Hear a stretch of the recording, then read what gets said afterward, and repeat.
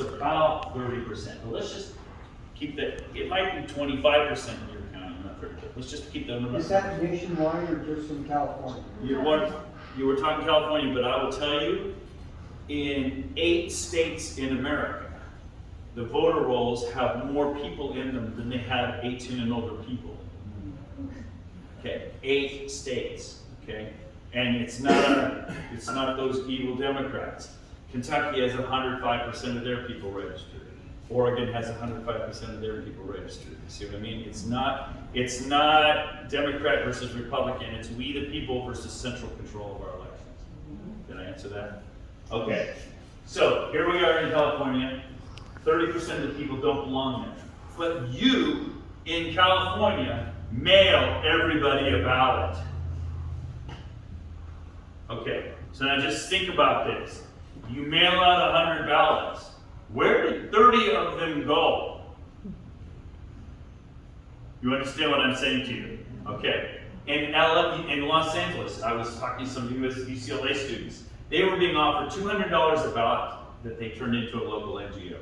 $200. So what was happening is the students would go back to their dorm and they would order absentee ballots for all the kids on the floor who didn't know that an absentee ballot was ordered for them. And when that big box of absentee ballots arrives at the door, what they do? They take them down to the NGO and get $200 a piece for them. You understand? Okay? The going rate around this country is about $50 a ballot. When I was in Costa Mesa, they were going for about $100. California is more premium on it because there's more money for more money. But anyway, back to this. You're sending 30% of the ballots. Out of 22 million people, that's over 6 million ballots you are mailing nowhere that are worth an average nationally of $50 a piece. Are you kidding? That's gold. People are out there mining and collecting those ballots as best they can. That's a lot of money. Okay. Anyway, so you mail ballots to everyone. Let's say you mail 100 ballots. Okay. Now, 70 real people get ballots, and let's pretend that 60 of them turn out. That 60 of them vote. 60 out of 70 real people vote. That'd be a really good turnout, wouldn't it? 86% turnout. And let's say that the election is a clear victory for this candidate, that they have 55% of those ballots and the other person has 45%. That'd be a 10% win. So that's a clear victory for this person, yes? Well, the problem is that you have 30 ballots floating around somewhere. Remember what this was? This is 35 to 25, okay? Well, what happens? And then the registrar of voters or whoever, they'll kind of know where those ballots are. Somebody will know where they went, right? They went to an address that doesn't exist, that a person isn't there by that name. So, but they must have a tracking system if they're beating the system. So here's your problem. You're thinking like an honest person. Stop thinking like an honest person, okay? And I'm not blaming the ROV. The ROV sends the order to a printing company, a commercial printing company. And when the commercial printing company gets the order, they print the ballots, they print the envelopes, it's automatically stuffed, it's addressed, and then the last step is that address is checked by the USPS bad address list. If it's a good address, they put a stamp on it to go to the post office. If it's a bad address, it goes into a box. So imagine the printer that receives 100 ballots, and 30 of them are bad address kicked over into that box, and each one of them is worth $50. Okay? What do you think happens to those ballots? Do you think they go back to the ROV? No way. On the way home from work, I dropped those off and I just made, 30 times $50. I just made $1,500. Pretty nice pay for the day, would you say? And that's just for 100 ballots, and you have millions of them in your state. Understand? See where I'm going with that? Yeah. Okay, so the problem is that when these guys, all these votes are way more than you need to overcome any margin. A 10% win is a huge win, but they've got all that huge buffer, credit line to harvest ballots. They can steal any election. So when you're talking to your friends, you just can say, look, 30% of the people on our voter rolls don't belong there, and if you don't believe me, look at the lawsuit in Los Angeles in February where they were required to remove a fourth of their voters by law because they had 1.2 million people in their rolls out of 5.3. Okay? I mean, that just happened in February. Okay, so you don't have, that's a simple argument, yes? Our voter rolls are dirty. They're about 25 to 30% dirty. We're mailing ballots to all those people. That creates this huge surplus of ballots just floating around. So all of our elections are vulnerable to people stuffing those ballots and using those ballots. Yes? That's a simple argument, yes. Is that the Judicial Watch lawsuit? Yes, it was. Judicial Watch and EIPCA. Election Integrity Project of California. I've got that right here. Everything I'm telling you, I slide for everything. Are you kidding? You I said thought it was $1.5 million. nope, I'm going to. Sorry, I had it right there, and then I lost it all of a sudden. I'll just show you the articles. You can look it up. It's right here. Shift this file. There it is. February of this year, Judicial Watch, Los Angeles County confirms removal of 1.2 million ineligible voters from the rolls. And that was after the election. Yes. After the election. And by the way, if you look at their rolls today, those 1.2 million people that were removed, their rolls are totally full again with new non-rail voters. And I would have predicted that because I could show you state after state after state where that is exactly what's happening, and I showed that last time I was here. If I had more time, I'd show you more data. So right now I'm just telling you stuff and asking you to believe me. But I promise you I have evidence for everything I'm telling you. Does this make sense? Yes. Okay. I think that seems to be the real problem. I mean, they win a lawsuit, they remove 1.2 million, and 6 months later, they're back on the rolls again. I mean, it's just like a circular argument. You go and vote, sue them again, and then they take their names off, and a few months later, what is to prevent them from continuing to do this? What is to prevent them from continuing to do this? Thank you for that question. Just quickly, I have to show you. This is the state of Wisconsin. Their voter rolls month by month since 2009 till December 2021. The number of people, as it's shown as a percentage in their 3 largest counties. And I was showing this to Speaker Robin Voss, Speaker of the House.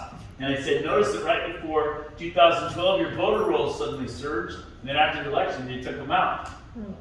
And then right before the midterm in 2014, not as much, but they did it. And then 2016, they filled them right back up again. And after the election, you removed 25% of your voters from your voter rolls. 25%.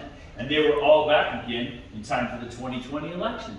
Okay? How do you explain this, sir? And he said, oh, Dr. Frank, in those 3 large counties, we have a lot of turnover. That's exactly what he said. So I said, well, then let's look at all your counties.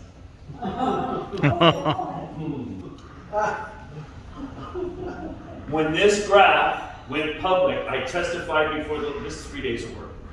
When this graph went public, I testified before the legislature there. It sent shockwaves across the state because people there were being told, we can't have widespread fraud in the state of Wisconsin because each county runs their own election. That's not each county running their own election. That's central control of elections, yes? And it's not just them. I'll show you Wyoming. Wyoming, this is their 3 largest counties.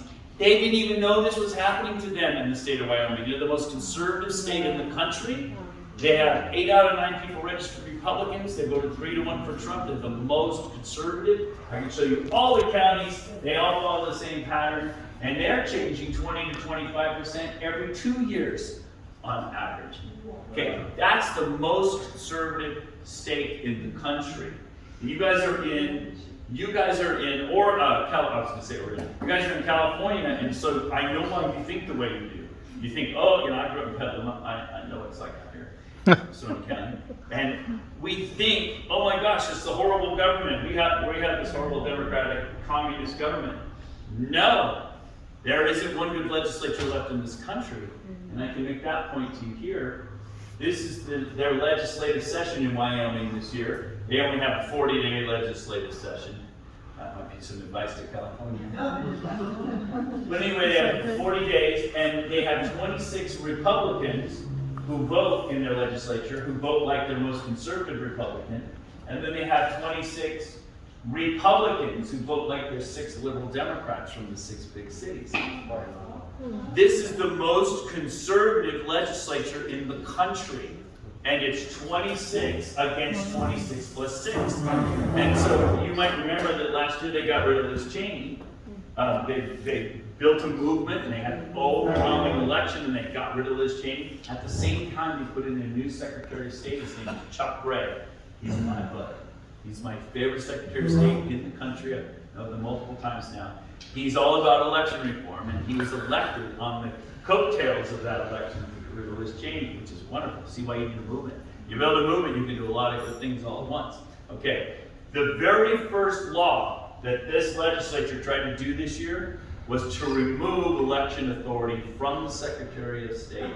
And they wanted to set up, I'm not kidding you, it's right in the word, quote, we want to set up an election commission like they have in the state of Wisconsin, unquote. I was just right in your face. So in other words, the most conservative legislature in the country is already defunct, already out of our hands. That's why I tell people you can't count on our legislators. Anyway, I'm a little off topic because I told you I'd give you some simple examples. The first example is your voter rolls are dirty. You mail ballots to all of them. We don't have to argue whether or not they're dirty. It was proven in court, for example, in Los Angeles. And if you're mailing ballots to all those people, all those dirty ballots are going somewhere and they find their way back into life. It makes it easy to stuff and cheat. That's a simple thing to explain, yes? Next thing to explain is that your voter rolls in California are growing faster than your population. And I can show you that for your own county. Let me show you that for your own county. I believe I have it here. For your own county. Yes. Oh, this is Marin County. No. Wait up. I thought I brought that up. Yes. Here. Give me a second. I was unorganized tonight because I didn't know what I was doing. Normally I organize this ahead. Okay, here we go. It's right. So, here you go. Yuba, here you are. Okay, so what this is Yuba, and I have Sutter next. I'll do both. So this is since 1988, the number of voting age people in Yuba County. You notice there's a little surge here after 2000. You grew a little bit and you leveled off. It looks like you're growing a little bit. You see this? So this graph here is the number of people who are registered to vote in Yuba. And you'll notice that it used to be a smooth curve and it kind of got wiggly. Following 2000, that's when HAVA happened, Help America Vote happened. That's also when your voting, this red curve, became more interesting. But what I like to do is compare the trend of your registration with the trend in your population. Your voter rolls are growing faster than your population. Okay? And about 8,500, say, round numbers, 8,500 out of about 35 to 40,000, what is that, about 25%? Yeah. See where we're going? How did they do that? How do they do that? Oh, funny you should ask. Let's do the whole state all at once so you can see that. You'll understand when you see it, you're going to go, oh my goodness, I can't believe we fell for that. Okay, here it is, right? The whole state. Where are you, whole state? All right, actually, hold on. So I'm usually more organized. Oh, yeah, there it is. You're doing good. In fact, I need to digest a little bit of it. You should, well, I want to keep it simple, and I want to strategize. I want to save time for strategizing, but I'm kind of getting carried away in data. But people like data because it helps you. But here's every county in the state of California, the number of people in their voter rolls. And LA is so big that it's hard to see the small counties. Okay, so that's absolute scale. And I'm a scientist, and I don't want people to think I'm cheating with statistics. So I would show the raw data first. That's a kind of it's a good habit because I don't lie with statistics. I used to teach a class based upon the book, How to Lie with Statistics. So these are just the raw data, yes? But if I put them all on the same scale, now you can see the whole state. all on the same scale. And U is in there, the only one that's deviating is MODOC, small little county with a hand count. Okay, but anyway, you're gonna notice that, your counties used to be registered randomly, but they're all kind of growing a little bit, and then something happened in 2014, you all see that? Yeah. All the counties started surging. How do they do that? Do you know what happened in 2014 in the state of California?